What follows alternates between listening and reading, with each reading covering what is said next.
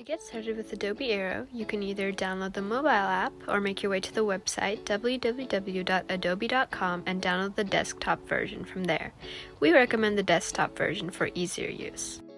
Once you've accessed the Adobe Aero homepage, you'll see a button to press New File, name the file, and press OK. Here you'll see your 3D modeling plane. Before you can use movable tools, you need to import something first. So there's an option for abstract shapes, animation, directable characters, and more. But for this tutorial, I'll be importing a letter or symbol.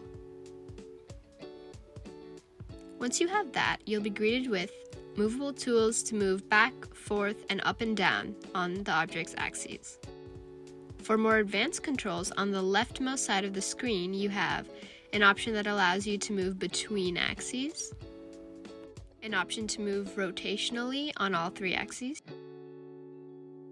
a scaling option to change the size, an orbital view to change your position in viewpoint, a pan view to keep your view on one plane but still move around, and lastly a dolly view to move in and out like a zoom function. On the right side, you have more incremental controls for more precision. You have the duplicate option, so if you press that, you can use your movement controls to then separate the duplicated item from the original.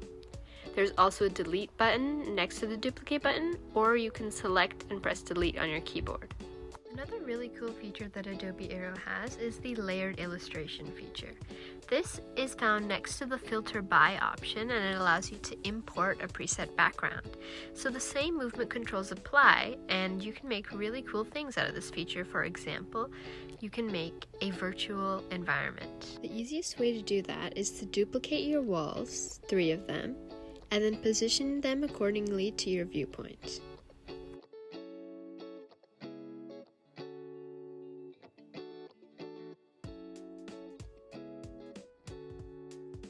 If you press the gray bar on the right hand side, you'll get a scene option that allows you to click objects in your scene. This is especially helpful when you're trying to move one out of all the objects in the 3D modeling plane. There's also features to lock and hide these objects. If you lock an object, that means that whatever you do in movement in the 3D plane will not affect the locked object. The hidden object will blank out an object so that you can move others more easily. You can also rename these objects for easier controlling. Adobe Aero allows you to import as many objects as you like, so here I'm adding a directable character.